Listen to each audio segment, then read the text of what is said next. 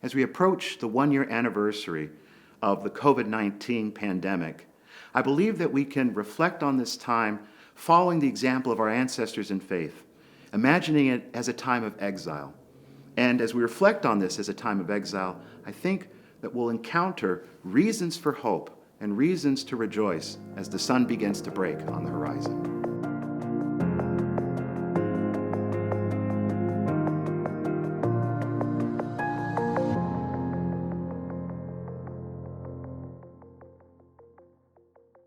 Just 1 year has passed since we first heard the word coronavirus or COVID-19.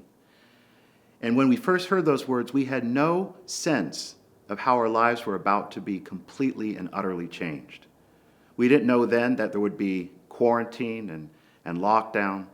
We didn't know how many things would be canceled or reimagined. We didn't know how many hours that we were going to spend on Zoom and all these other different social media applications, trying to connect in some way. And so we, the faithful, as we look back on this first anniversary of this pandemic, how are we to approach it as people of faith? How are we to look back at this year as a way to find something to help us move forward in our families and in our communities? My name is Father Kevin Zubel, and I'm a Redemptorist missionary here in the Diocese of Baton Rouge. And I've reflected long and hard about what this time of pandemic has meant for us as a community of faith and as a church. And as I reflect on our experience, the experience that we've experienced together, sometimes separated and yet still very much close spiritually and otherwise, the model that I come up with, or the model that comes to mind, is the model of exile. When we think about exile in the history of our faith, we can think about the exile of the kingdom of Judah at the hand of the Babylonians back in 597 BC.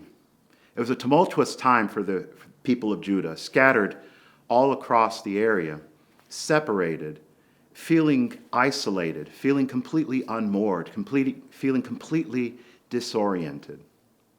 How did they pray? How did they come to terms with what they were experiencing? And how did they imagine who God was to them in their time of exile? Well, I think we can learn from them how we can look at our own time of exile, this own time of pandemic, and find that hope that we need to move forward, to push through, to continue to do the things that we need to do to keep one another safe, but in the same way to grow as people of faith. Because we find ourselves at this time feeling frustrated, feeling exhausted. We're tired of the masks. We're tired of the social distancing. And of course, we're tired of virtual this and virtual that. We want a life, again, that seems more real, that seems more connected. But in this time of exile, we have a choice. We can view it as a mourning completely of what we've lost, and certainly that's a big part of it. We do need to mourn.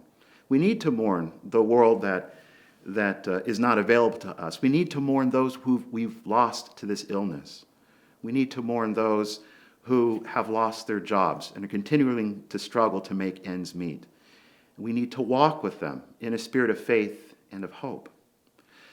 But our choice, like the choice of the people of the kingdom of Judea in the time of the exile, is will we embrace the path of hope? And so I wanted to just read just a short passage from the prophet Isaiah written in a time of exile and see if it offers for us a model of hope and a model of prayer that we can embrace as we look on this first anniversary, but also look forward to where we're going as families and as communities. And so from the 49th chapter of Isaiah, see, some shall come from afar, others from the north and from the west, and some from the land of Syene.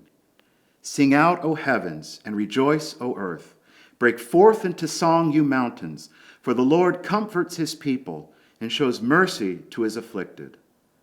But Zion said, the Lord has forsaken me. My Lord has forgotten me. Can a mother forget her infant Be without tenderness for the child of her womb. Even should she forget, I will never forget you. The people in exile, our ancestors in faith, they still held hope in the promises of God, and that hope pushed them forward, that when they began to see the light break forth, the end of their time of exile, they were ready to rejoice in this hope. And so we're beginning to see the first light break at the time in this time of pandemic. And we too have reason to hope. We too have reason to embrace the God who has never ceased to embrace us. I was a military brat growing up. My dad was in the Air Force, and we had a motto in my family as we moved from assignment to assignment to assignment. We said, well, we can do anything for 2 years. And sure, some of the assignments were great, and they're exciting, and they're in wonderful places, and sometimes we'd show up to the house that was assigned to us. We'd look around and say, ugh, this is going to be tough. But as a family, we knew we can do this together. We can do anything for 2 years.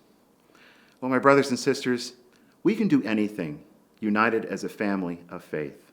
We have reason to hope because we have one another. And together we are the body of Christ. God has not forsaken us. And I'm sure that as we look back at this past year, we'll see those signs of difficulty, those signs of struggle, the reasons to mourn. But I think we'll also discover the things that we've learned about one another, the things that God has revealed to us, the new life that has been shown to us. And so that's the light that we follow, the light that's breaking on the horizon. We have reason to hope.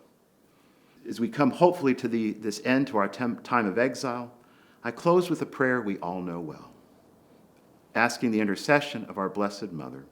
As we say, Hail, Holy Queen, Mother of Mercy, our life, our sweetness, and our hope. To you do we cry, poor banished children of Eve. To you do we send up our sighs, mourning and weeping in this valley of tears. Turn then, most gracious Advocate, your eyes of mercy toward us, and after this, our exile, show unto us the blessed fruit of your womb, Jesus. O clement, O loving, O sweet Virgin Mary.